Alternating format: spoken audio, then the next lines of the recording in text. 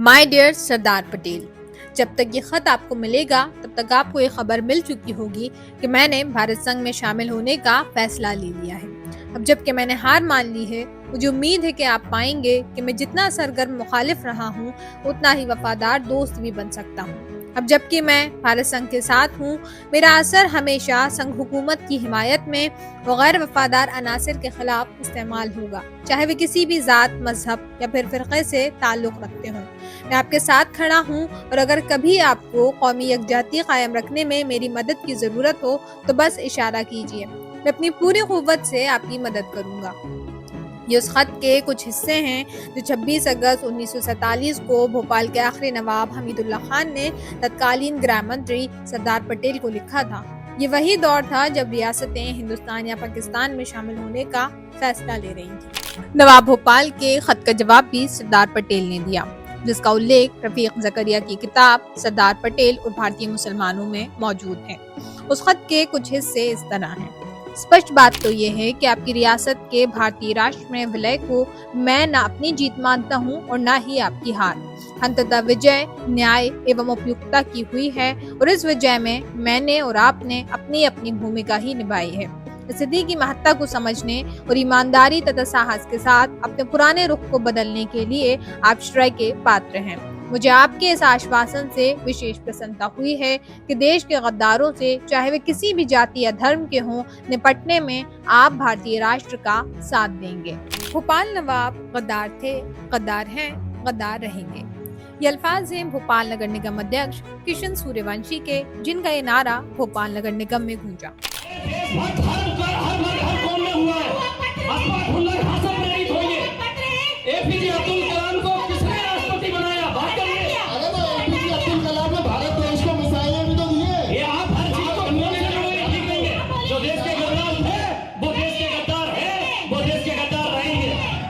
इसके साथ ही भोपाल नगर निगम में हमीदिया हॉस्पिटल, स्कूल और कॉलेज का नाम बदलने का प्रस्ताव पारित कर दिया गया।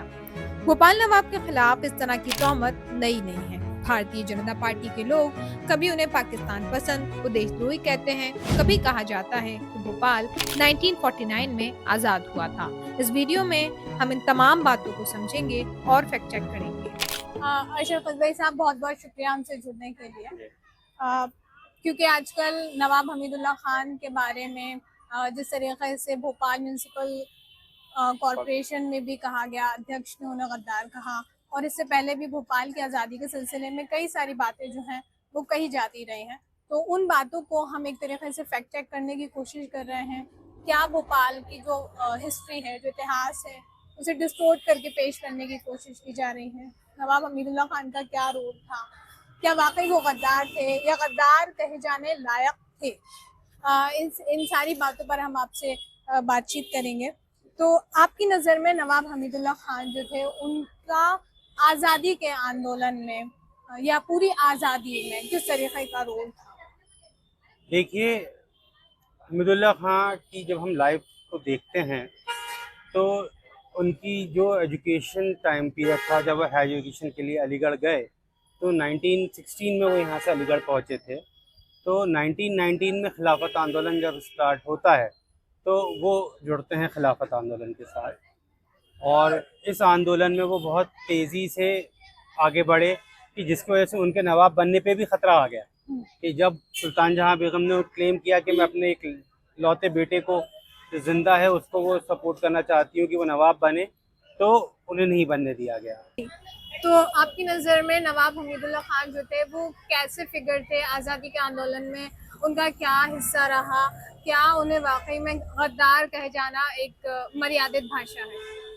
देखिए, जैसा कि हमने उनकी लाइफ को अगर हम देखें तो जब वो हायर एजुकेशन के लिए अलीगढ़ जाते हैं 1916 में और 1919 से वो इसके खिलाफत मूवमेंट के साथ जुड़ते हैं, तो जो बंदा अपनी यंग एज से ही फ्रीडम मूवमेंट के साथ अटैच्ड है और उसमें सिर्फ ना कि वो जुड़े बल्कि उन्होंने मोहम्मद अली जौहर और महात्मा गांधी की मुलाकात भी उनकी वहीं पे ही हुई सबसे पहले, और उसके बाद उनके साथ ट्रेन में बैठ के उन्होंने बिहार में और यूपी के अंदर काफ़ी एरियो के दौरे भी किए, जिसकी वजह से वो ब्रिटिश गुड बुक से हट गए थे।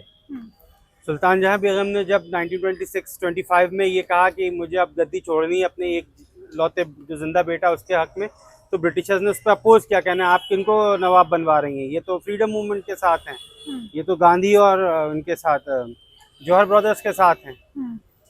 ठीक है, उसके बाद जब वो नवाब बनते हैं और उसके बाद का सिनेरियो देखा जाता है, तो फर्स्ट राउंड टेबल मीटिंग के अंदर नवाब साहब ही एक लौते ऐसे थे जो ये कह रहे थे कि बगैर कांग्रेस के आप किसी नतीजे पे नहीं पहुंच सकते, जबकि उसमें सब लोग मौजूद थे सिवाय कांग्रेस के। और जब वो वहाँ से वापस आते हैं तो दिल्ली में गांधी एयरविन पैक करवाते हैं, जिसके बाद जो कांग्रेस के पॉलिटिकल मुजरिम थे, लीडर्स जिनको पॉलिटिकल उसमें कैद किया गया था, उनको छुड़वाया जाता है। और सेकंड राउंड टेबल कॉन्फ्रेंस में वो गांधी जी के साथ ही उसी शिप में कैसर हिंद में लंदन जाते हैं, और उसकी फ़ोटो भी है डॉक पे, वो पूरी नवाब फैमिली के साथ गांधी जी बैठे हुए हैं। फिर गांधी जी को सबसे पहले उन्होंने इनवाइट किया उस टाइम पीरियड पे, जिस टाइम पीरियड पे भोपाल की स्टेट्स में, इंडिया की जो दूसरी प्रिंसली स्टेट्स थी उसमें कांग्रेसी और ख़ासतौर से कोई कांग्रेसी लीडर निकले तो उसकी ट्रेन की बोगी सील कर दी जाती थी, कि वो उतर ना जाए, वो खिड़कियां बंद करवा दी जाती थी कि वो स्टेशन पर रुक ना जाए, और उनको स्टेट से निकलने के बाद उनका वो जैसे ब्रिटिश प्रोविजंस में वो ट्रेन में सफ़र कर सकते थे।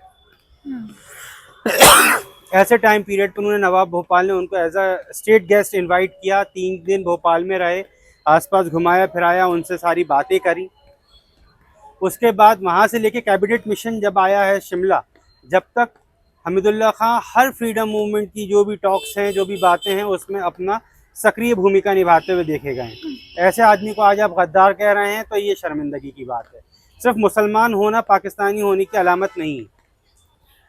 तो ये जो एक बात निकलती हुई आ रही है कि नवाब साहब ने पाकिस्तान का साथ दिया, भोपाल जो है 1947 में आज़ाद नहीं हुआ था, 1949 में आज़ाद हुआ था, तो इसके पीछे कितनी हकीकत है, कितनी भाई सच्चाई? ये तो मोस्टली अफसाना है, क्योंकि उस टाइम पीरियड का सिनेरियो यही है कि पाकिस्तान बना ही मुसलमानों के नाम पे था, इसलिए जितने भी मुसलमान हैं उनको प्रेडिक्ट कर दो कि वो पाकिस्तानी थे। 10 अगस्त 1948 को भोपाल रियासत ने गजट नोटिफिकेशन के जरिए 15 अगस्त 1948 को योम आज़ादी यानी स्वतंत्रता दिवस पर सरकारी छुट्टी का ऐलान किया था, जिससे ये साफ जाहिर होता है कि बाकी हिंदुस्तान के साथ भोपाल रियासत भी 15 अगस्त 1947 को आज़ाद हो चुकी थी। भोपाल की आज़ादी को लेकर एक नई बहस छिड़ी हुई है, जिसमें भोपाल नवाब को पाकिस्तान पसंद कहा जाता है या वो हिंदुस्तान में भोपाल रियासत को शामिल नहीं करना चाहते थे। कहा यह भी जाता है कि भोपाल 15 अगस्त 1947 को आज़ाद नहीं हुआ था,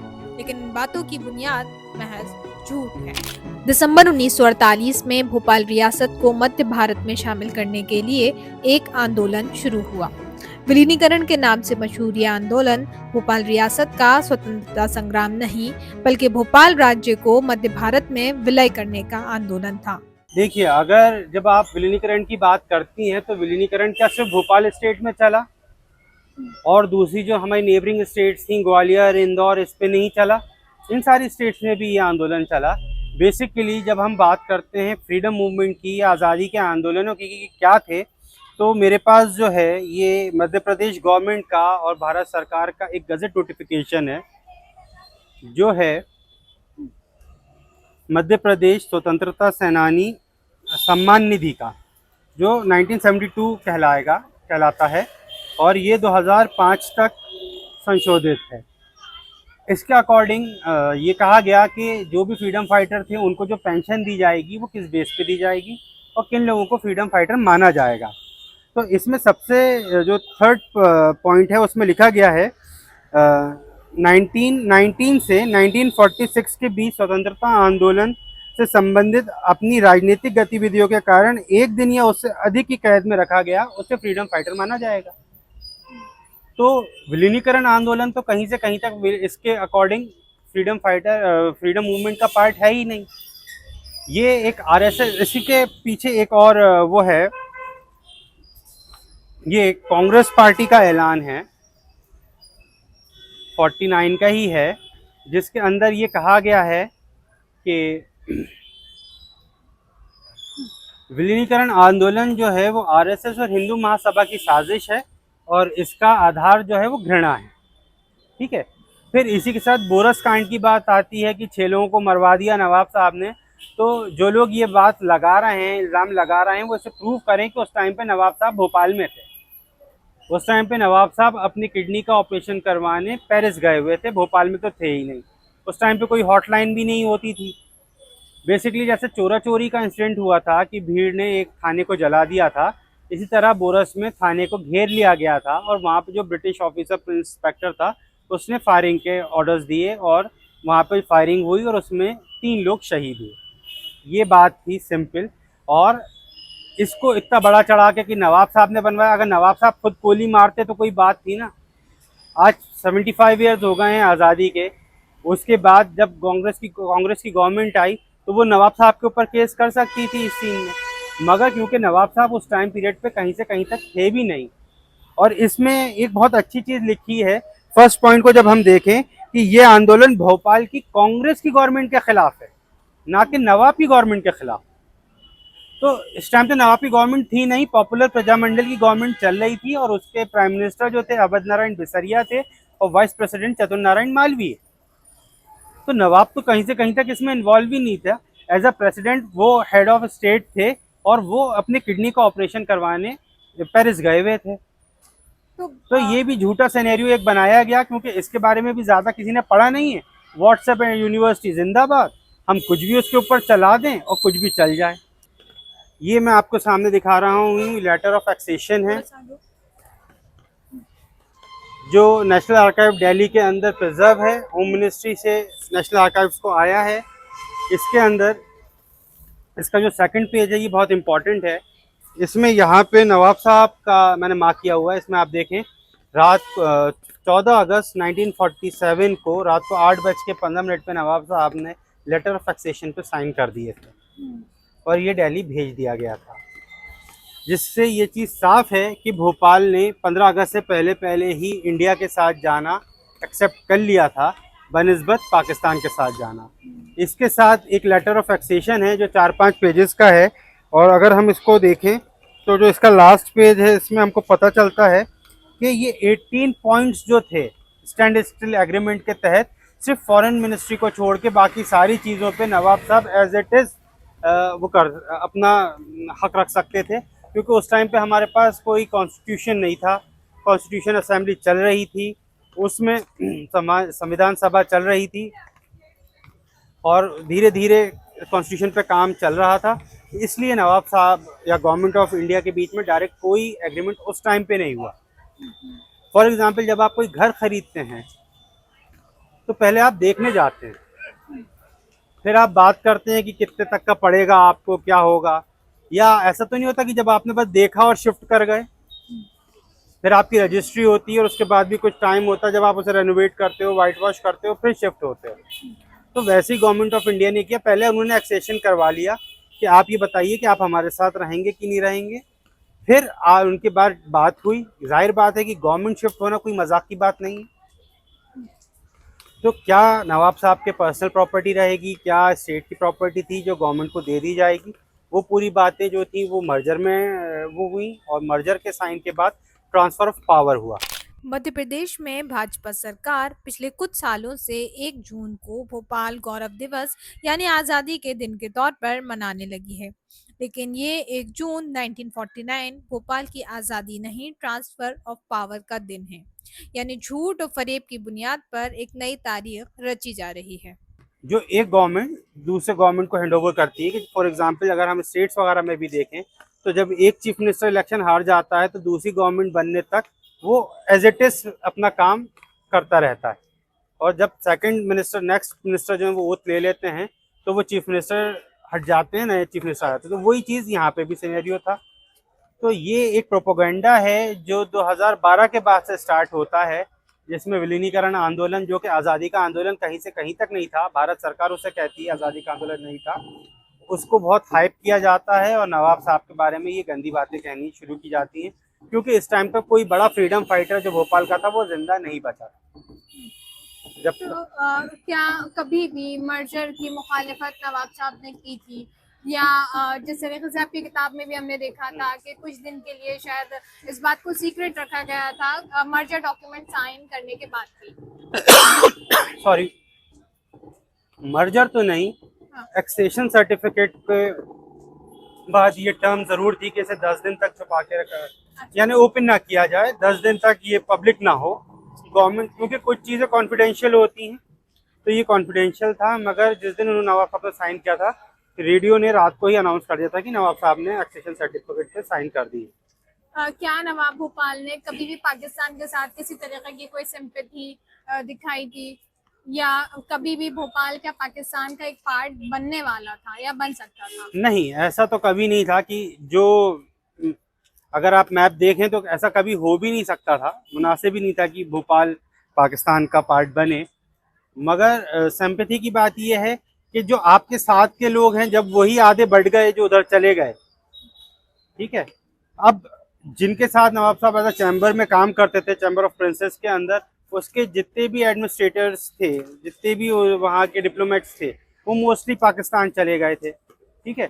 और उस टाइम पीरियड पे नवाब साहब इतनी ज़बरदस्त पॉलिटिकल फिगर थे कि दोनों तरफ की तरफ से क्लेम था कि वहाँ से भी ये ऑफर था कि आप वहाँ का वो बन जाइए, गवर्नर जनरल बन जाइए, वेस्ट बांग्लादेश का जो साइड था उसके। गवर्नमेंट ऑफ इंडिया से भी था कि आप राष्ट्र प्रमुख बन जाइए। इवन लास्ट में तो ये था कि उनको प्रेसिडेंट ऑफ इंडिया की पोस्ट ऑफर थी। अगर 60 में उनकी डेथ नहीं होती तो थर्ड प्रेसिडेंट जो थे जाकिर हुसैन, उनकी जगह नवाब साहब का नाम चल रहा था। तो ऐसी बहुत सारी मिथ्स हैं, मगर उनकी सिंपैथी या कुछ हमें लेटर्स आज तक दिखे नहीं है कहीं पे भी। एक तो ये जो पूरा मुद्दा है, क्या इसमें कहीं ना कहीं भोपाल की जो एक आइडेंटिटी है, जो पूरी हिस्ट्री है, उसको बदलने की कोशिश की जा रही है? ये सिर्फ एक पॉलिटिकल नैरेटिव है, क्योंकि भोपाल हमेशा से गंगा जमुनी तहजीब का शहर रहा है, उसको खराब करने की कोशिश की जा रही है? बिल्कुल, ये बात बिल्कुल सही है। अपनी जो खामियां हैं उसे छुपाने के लिए वो इस तरह के प्रोपोगंडा सामने लेके आते हैं। उनको देखना चाहिए कि जब यहाँ मंत्रालय में आग लगती है तो एक ढंग की फायर ब्रिगेड नहीं होती। छोटी छोटी नगर निगम नगर पालिकाओं से, मंडीदीप से और अब्दुल्लागंज और रायसेन से फायर ब्रिगेड्स मंगाई जाती हैं, आर्मी को बुलाया जाता है। इसी की तरह 10 साल पुरानी गाड़ी को 50 साल पुरानी एक क्रेन है जो टो करती है, नगर निगम के पास एक ढंग की क्रेन तक नहीं है। पूरा अभी आप देख रहे हैं कि बारिश चल रही है 3 दिन से 4 दिन से, पुराना पूरा निचला इलाका जो है वो पानी में भरा हुआ है। उसकी निकासी कैसे होगी उसके बारे में नगर निगम को कोई ध्यान नहीं है। आपके रोड्स पे 4 से ज़्यादा गड्ढे हैं, उसके बारे में कोई ध्यान नहीं है। मगर बातें जो हैं नाम चेंज करने की हैं, ये सिर्फ करप्शन है और कुछ नहीं। हमीदिया हॉस्पिटल, हमीदिया कॉलेज और हमीदिया स्कूल, इन तीनों का नाम बदलने की जो अब आप कोशिश ये है। बताइए कि जिस नवाब ने सीएम हाउस से लेकर governor house, Gandhi medical college, Hamidia hospital, lady hospital, यानी कि भोपाल की सारी जो उनकी ओल्ड सेक्रेटरीट, ओल्ड आरटीओ, सारी बिल्डिंग्स जो थी वो दे दी। इवन अपनी ट्रेजरी दे दी। वो हिंदुस्तान के लौते ऐसे रूलर थे जिन्होंने अपनी ट्रेजरी दी, पूरा खजाना दे दिया, और उस आदमी को आप गद्दार कह रहे हैं और उनकी चीज़ों के नाम बदल रहे हैं। कम से कम कुछ तो ऐसा है तो फिर आप सिंधिया स्कूल का भी नाम चेंज कीजिए जाके। तो ये एक बड़ा सानिया बना है। बहुत जबरदस्त सानिया है, सिर्फ मुसलमान नाम होने की वजह से कि आप उसको बदल देंगे। और ये बहुत आसान है आज के टाइम पे भी, अगर आपके पास वो मुसलमान नाम हो तो उसको लिंक कर दिया जाए पाकिस्तान के साथ। एक आखिरी सवाल है, जी। क्या ये जो नाम बदलने की ये जो कवायद एक चल रही है, ये भोपाल की एक जो सेक्युलर और एक इंक्लूसिव जिसको हम लेयर जिसको कहते हैं फैब्रिक है, उसको खराब करने की कोशिश? बेशक, बिल्कुल। यानी कि आप खुद देखिए कि डिफरेंस इन्होंने कितना बढ़ा दिया है। जो लोग साथ होते थे वो आज अलग अलग हैं। इनकी इसी सोच को वजह से ये डिवाइड एंड रूल वाली पॉलिसी यहाँ पे भी चल रही है।